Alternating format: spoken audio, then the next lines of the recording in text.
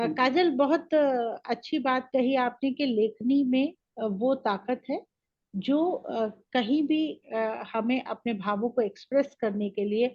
लेकिन उस समय तो आपकी उम्र बहुत छोटी थी जब आपने ये नाटक खेला।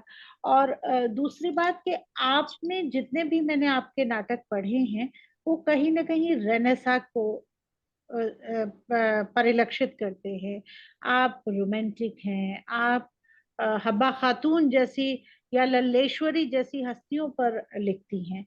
तो ये एक डिफरेंट टॉपिक है, ये ज्वलंत समस्या है समाज की जिसको आपने दर्शाया है इस नाटक में। सुखनंदन जी, आप कुछ पूछना चाह रहे हैं, बार बार मुझे ऐसा लग रहा है, तो हम पुस्तक चर्चा को जारी रखेंगे सुखनंदन जी के साथ। श्रुति जी, पूछने की जहां तक बात आती है तो इतनी सारी चीजें जहन में है कि वो बाहर आने को आतुर है।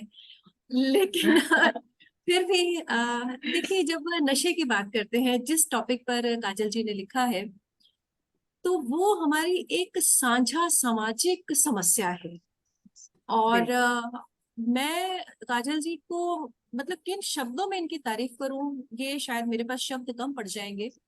कि बहुत पहले इन्होंने कहा कि कॉलेज टाइम पे इन्होंने लिखा, बहुत पहले इन्होंने आने वाले समय के कदमों की आहट को पहचान लिया कि आने वाले वक्त में ये चीज, ये जो समस्या है या ये जो बुरी आदत है, ये बहुत विकराल रूप धारण करने वाली है।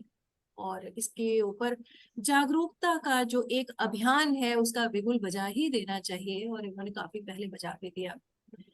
इसके अलावा जब मैं इनके नाटक को पढ़ती हूँ तो जो पात्र हैं इनके, हर पात्र कहीं ना कहीं से आहत आहत होकर सामने आता है, वो दर्द को महसूस करके सामने आता है। और वो दर्द कहीं ना कहीं हमें भी झकझोर देता है, हमारे दिलों के अंदर भी आने लगता है।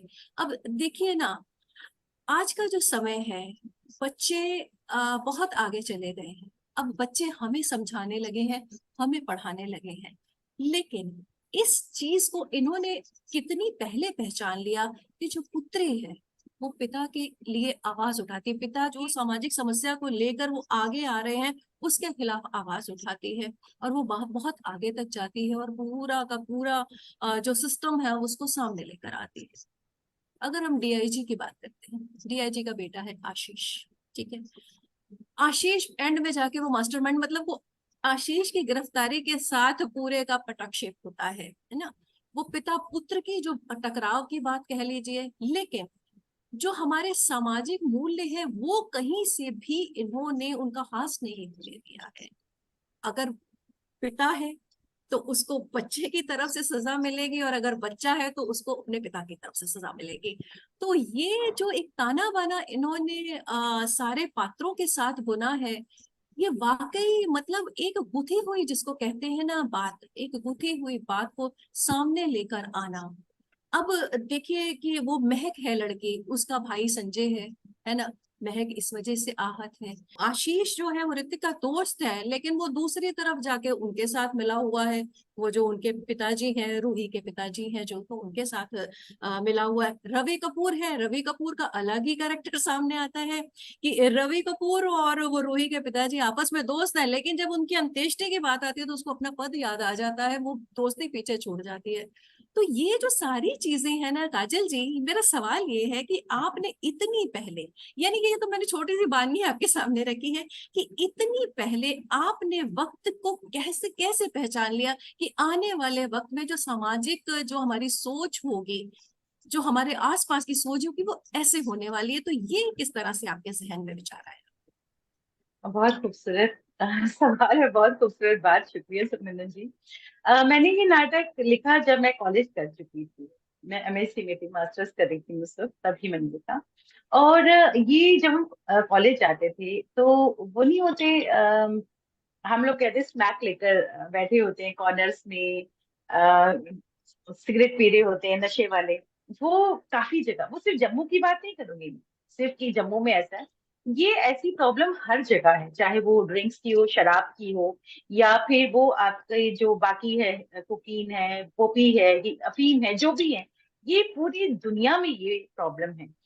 इससे ना सिर्फ नशे की तस्करी तो बढ़ती ही बढ़ती है, इससे दूसरे अपराध भी होते हैं, चाहे वो ईव टीजिंग हो, चाहे वो चोरी चकारी हो, कुछ भी हो। तो ये चीजें कहीं ना कहीं मैंने दिल से फील की। और मैंने जिस तरह से कहा कि पहले इस नाटक ने कहानी की शक्ल ली थी, इस नाटक को मैंने कहानी की शक्ल में लिखा, उसके बाद फिर डिसाइड किया कि इसको नाटक बनाना है। तो उसके बाद ये लिखती गई, और जो शब्द हैं वो एक माला की तरह कहते हैं ना, पिरोते हैं शब्द बनते गए।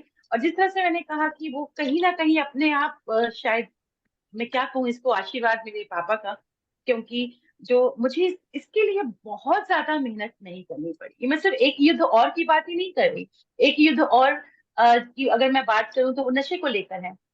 मेरा एक और 5 नाटकों का संग्रह आया है, किससे तलाशती जिंदगी। उसमें अलग अलग सामाजिक मुद्दों को लेकर 5 नाटक हैं। पहला नाटक जो है वो है मिट्टी की महक। जो लोग बहुत पढ़ने के बाद, अच्छी अच्छी डिग्रीज हासिल करने के बाद, क्योंकि इंडिया से अच्छी पढ़ाई कहीं नहीं होती, चाहे वो कोई भी प्रोफेशनल कोर्स हो, इंडिया में सबसे अच्छी पढ़ाई होती है। वो करने के बाद बाहर चले जाते हैं, बाहर के मुल्कों में जाकर अपनी सलाहियतें वहाँ के लोगों को देना चाहते हैं, और वहाँ उनको सेकंड सिटीजन ट्रीट किया जाता है। ये मेरा मिट्टी की महक नाटक था। इसके अलावा मेरा उसी नाट्य संग्रह में डॉक्टर जो स्ट्राइक पे चले जाते हैं, ये बिना सोचे समझे कि कितने मरीजों का क्या हाल होगा, कितने मरीज मर जाएंगे बिना इलाज के, लेकिन जब वो आपके ऊपर बीतती है, डॉक्टर्स के ऊपर बीतती है, तब उनको एहसास होता है। उसी तरह पोल्यूशन को लेकर, पर्यावरण को लेकर उसमें नाटक है, चाइल्ड लेबर को लेकर उसमें नाटक है। तो ये सारी चीजें हमारे आसपास बिखरी हुई हैं। ये अलग है, ये रियलिस्टिक चीजें हैं। अगर हम हब्बा खातून या लल्लेश्वरी की बात करें, तो Habba Khatoon, she was the first romantic poetess of Kashmir 16th century की, और Lalleshwari was a Sufi poetess of Kashmir जो 14th सेंचुरी में हुई थी। वो बायोग्राफीज है, वो हिस्ट्री है। लेकिन ये जो चीजें हैं, चाहे एक युद्ध और हो, या फिर किससे तलाशती जिंदगी हो, मिट्टी की महक हो, अपना अपना दर्द हो, या फिर टूटते पेड़ हो, या फिर चाइल्ड लेबर पे नाटक हो, ये चीजें हमारे आसपास बिखरी हुई हैं। और इन पे बहुत कुछ पहले भी लिखा गया होगा, लेकिन हर लेखक का लिखने का तरीका अलग होता है। और जिस तरह से मैं कहती हूँ ना कि हम रेपेटरी में जाते हैं, जब थिएटर की रेपेटरी होती है या थिएटर की वर्कशॉप्स होती है, वहां हो आपको गया। जीरो से समझाया जाता है। तो उसी तरह से जब हम कुछ लिखते हैं, तो वो चीजें पहले खाका आपके दिमाग में बन गया होता है, और कई बार आपको अचानक से आ जाती है जहन में चीज, अरे ये लिखना है, ये लिखना है, तो आप कहीं भी इसको लिख लेते हो, और फिर धीरे धीरे वो एक किताब की शक्ल ले लेती है। और एक नाटक को आप एक दिन में तो नहीं लिख सकते। नाटक को लिखने के लिए आपको कम से कम सालों की जरूरत होती है, कि आपने एक साल में नाटक लिख दिया। एक साल में तो आप एक ड्राफ्ट लिखते हो नाटक का, फिर उस पर कितना काम होता है। 2-3 साल बहुत आराम से मुझे लगता है कि एक नाटक लिख सकते हैं, बहुत जल्दी आप नहीं लिख सकते। और जो मेरे नाटक हैं, ये मैं बहुत पहले लिख चुकी हूँ, और अभी भी इनको कहते हैं कि रिफर्बिश करके ही इनको मैं दोबारा से पब्लिश करने के लिए दे रही हूँ, क्योंकि प्रकाशित अब हो रहे हैं मेरे। काजल जी, जब मैं आपकी पुस्तक को पढ़ती हूँ तो मुझे कहीं ना कहीं ऐसे कैरेक्टर्स नजर आते हैं जो समाज में बदलाव तो लाना चाहते हैं, पर वो कैरेक्टर्स थोड़े से आज के जमाने में मिलना मुश्किल है। कि जैसे आशीष को उसके डीआईजी फादर ने गिरफ्तार किया, और जैसे कि रूही के फादर ने, कबीर सिंह जी ने अपने आप को गोली मार ली, या जैसे ऋतिक का मर जाना, और उसके बाद उसी की शक्ल के दूसरे पात्र का, कार्तिक का नाटक में आना। तो ये कहीं ना कहीं असंभव सा तो लगता है, लेकिन ऐसा भी नहीं है कि ऐसा समाज में होता नहीं, समाज में होता है लेकिन कम होता है। तो क्या कहीं ये वो सकारात्मक नजरिया तो नहीं है कि जो समाज को बदलने की इच्छा रखता है? समाज को बदलने की इच्छा तो हर एक इंसान में होती है, जो जिसमें कुछ करने की भावना हो। तो जहां तक आपने कहा कि असंभव सा लगता है कि बहुत सारे करेक्टर नहीं होते, तो यहाँ मैं आपसे इत्तेफाक नहीं करती। क्योंकि वो कहते हैं ना कि इस दुनिया में एक जैसी शक्ल का आपको एक इंसान तो जरूर मिलेगा जिसकी शक्ल आप जैसी होगी, चाहे कहीं इस यूनिवर्स में। तो वो बात मेरी जहन में थी, तो उस हिसाब से मैंने उसका जुड़वा बनाया, उसका करेक्टर दूसरा बनाया। और जहां तक ये बात है कि डीआईजी जैसे लोग नहीं होते, तो ये भी मैं नहीं मानती। अगर अच्छे लोग नहीं होंगे तो ये दुनिया कैसे चलेगी? ये दुनिया तो चल ही नहीं सकती अगर इस दुनिया में अच्छे लोग नहीं होंगे। अभी हमारे साथ बहुत उतावली है इस समय प्रतिभा। तो प्रतिभा, आपका क्या नजरिया है इस पुस्तक के बारे में, और क्या आप प्रश्न लेकर आई हैं काजल जी से पूछने के लिए? Preeti ji, thank you so much. और काजल मैम, आपको बहुत बहुत बधाई। सबसे पहले तो ये कहना चाहूंगी कि बहुत ही कम समय हुआ है मैम के साथ जुड़े हुए, लेकिन जितना भी जाना और देखा तो ये पाया कि जो कोई शख्स होता है जो कला से भरा हुआ होता है, कि उसमें एक जज्बा होता है, और जो मतलब भगवान हर किसी को नहीं देते हैं इतनी कला, और उनको हर चीज दिया उन्होंने। ये थिएटर भी करती हैं, लिखती भी हैं, प्रोग्राम्स भी डिजाइन करती हैं, तो बहुत सारी खूबियां हैं। तो शुरू शुरू में जब मैं आई तो मुझे लगा कि पुराना शहर जब छूटता है तो मन नहीं लगता, लेकिन अब मुझे लगता है कि अच्छी जगह पहुंचे हैं और बहुत कुछ सीखने का मौका मिलेगा। और जैसे मनीषा ने कहा कि पठन पाठन की आदत कम है, और मुझे भी ऐसा ही है कि कभी ऐसा लिटरेरी कल्चर नहीं रहा घर में कि बहुत बुक्स पढ़ते हो, लेकिन मैंने बहुत रिलीजियसली इस किताब को पढ़ा, इस नाटक को पढ़ा। और उसमें सबसे पहले मुझे ये चीज नजर आई कि भावनाएं, कर्तव्य और संवेदनाओं का एक समावेश दिखा, कि इमोशंस भी हैं आपका, किसी भी चीज को लेके कि हाँ मेरी क्या ड्यूटी होनी चाहिए। जो मेन कैरेक्टर थी जो नाटक में, उसने अपने कर्तव्य को अपने रिलेशंस के ऊपर रखा, तो वो चीज दिखाई गई।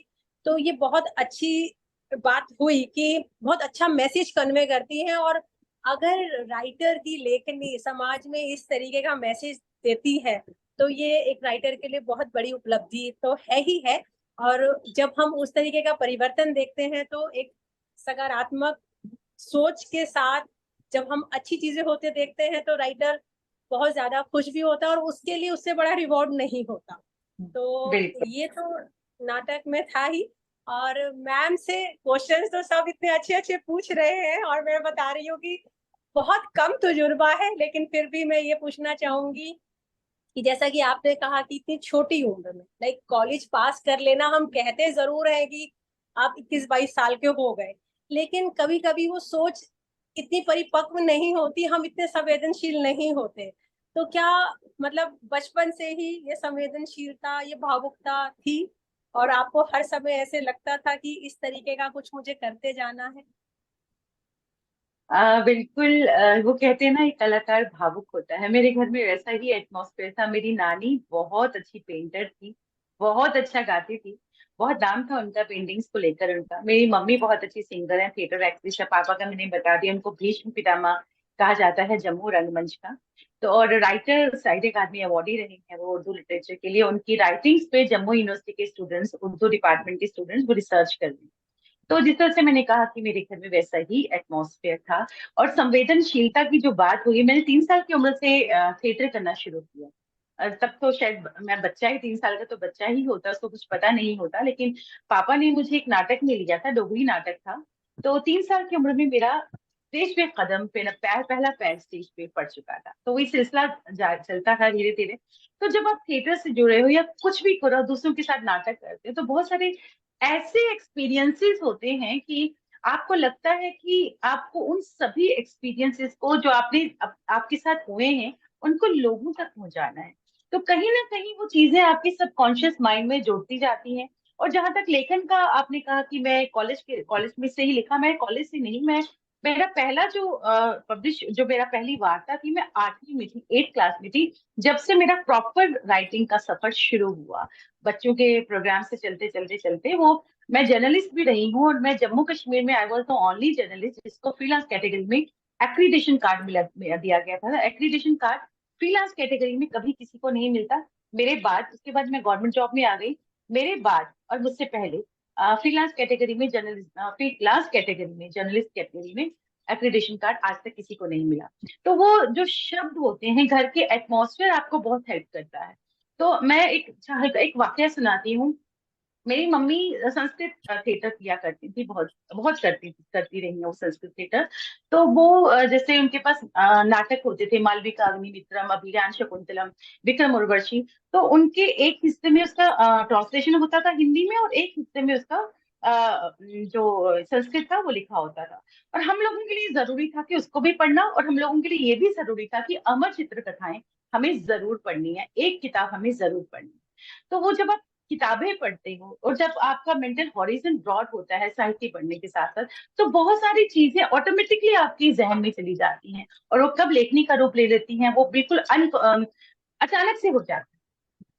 आप कुछ सोच के नहीं करते। और लेखन जो है ये ऐसे एक ऐसी कला है कि अगर आप सोच के करोगे ना, तो आप इंसाफ नहीं कर पाओगे, इंसाफ नहीं कर पाओगे, ये आपके दिल से निकलता है। बिल्कुल ठीक। और मुझे लगता है प्रतिभा, बहुत बहुत सही उत्तर तुम्हारी बात का शायद तुम्हें मिला होगा। और हमारे बीच में इस समय बहुत ही पेशेंस के साथ हर एक को सुनने वाली और इतनी मृदुभाषी हैं, आवाज में जादू है, आवाज की मलिका है वो, खूबसूरत भी हैं, दीपा भूषण जी हैं। पुस्तक के बारे में मुझे लगता है उनकी बहुत सारी कोमल सी भावनाएं, जैसी वो कोमल सी खुद है वैसी ही होंगी। और लेकिन क्या वो प्रश्न पूछना चाहती हैं और क्या उनकी विवेचना है पुस्तक को लेकर, जानना चाहेंगे दीपा जी आपसे। मैं तो यही कहना चाहूंगी कि काजल सूरी जो एक नाम है मेरे लिए बहुत खास है। 2022 दिसंबर में मेरी उनसे मुलाकात हुई थी, और जो कि हमेशा यादगार रहेगी, और उनसे जुड़ना मेरे लिए भी बहुत खास है। बहुत ही गुणी, अनुभवी, हंसमुख, हमेशा हंसती हुई, और एक मीठी सी आवाज जब कानों में आती है, सुंदरता तो है ही, सब कुछ उनके पास है। और मुझे उनसे मिलना, उनसे बातें करना, जब भी हम मिलते हैं बहुत अच्छा लगता है। एक बच्चों की तरह है वो, मैं ये भी कहूंगी। दूसरा जो ये आपकी जो किताब है, नाटक है एक युद्ध और, बहुत खूबसूरत है, और उसके लिए आपको बहुत बहुत शुभकामनाएं। बहुत ही अच्छा लगता है जब अपने लोग इतनी चीजें करते हैं। और आप तो, मैं तो आपके बहुत से नाटक देख चुकी हूँ, इतनी सारी खूबियां आप में हैं कि वो बयान नहीं हो सकती। और इस नाटक को भी मैंने पढ़ा, अभी सुखनंदन जी ने बहुत डिस्क्राइब किया, श्रुति जी ने भी बताया, एक एक करेक्टर सभी अपने आप में खूब है, चाहे वो रूही हो, महक हो, कबीर जी हो, आपने बताया आशीष, हर एक करेक्टर जो है, बेटी का, फ्रेंड का, डीआईजी का, सभी का मतलब पढ़ते हैं तो एक बार मन लग जाता है कि हाँ। और बहुत जल्दी हम देखना भी चाहेंगे नाटक, जब स्टेज पर जरूर। काजल जी करवाएंगी। बस मेरा प्रश्न ये है कि बरसों पहले आप कहती हैं कि जब जम्मू कश्मीर में नाटक हुआ था, तो आपने उसमें एक पत्रकार की भूमिका करी थी, और आपके, और वो ऐसा पत्रकार थी जो अपने पिता के खिलाफ युद्ध छेड़ देती है, जो नशे के कारोबार को फैला रहे हैं।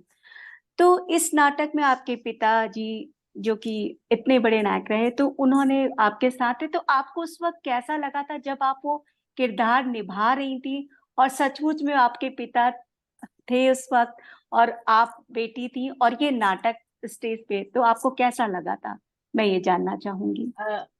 पापा के साथ काम करना हमेशा से मुझे बहुत अच्छा लगा। और मैं आपको बताऊं कि थिएटर तो खैर मैंने पापा के साथ भी किया, बाहर के लोगों के साथ भी किया, लेकिन दूरदर्शन में मैंने श्रीनगर दूरदर्शन में कम से कम मैंने 600 के करीब सीरियल्स किए, डॉक्यूमेंट्रीज की, टेलीफिल्म्स की हैं, जो जी। प्रोड्यूस भी किए, डायरेक्ट भी किए और एक्ट भी किए।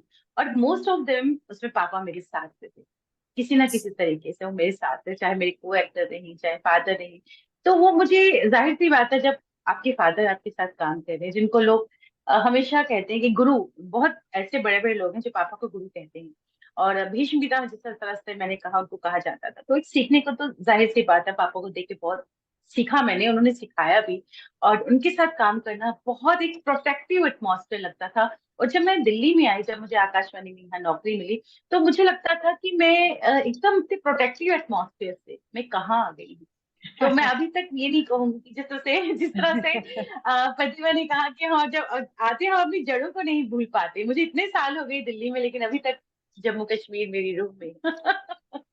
वो आप अक्सर कहती भी हैं कि कश्मीर भुलाए नहीं भूलता, क्योंकि आपकी जड़ें वहीं से हैं। मैं समझ सकती हूँ। वही है। बहुत बहुत शुक्रिया आपका। Thank you.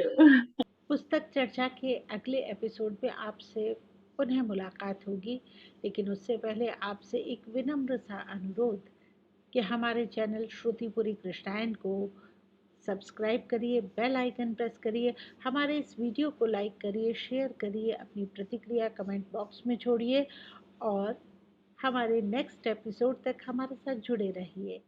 आप हमारे चैनल पर और किस तरह की साहित्यिक गतिविधियां देखना चाहते हैं, कमेंट बॉक्स में लिखकर हमें ज़रूर बताइए। तो समय है आपसे रुखसती का। श्रुतिपुरी को दीजिए इजाज़त। नमस्कार।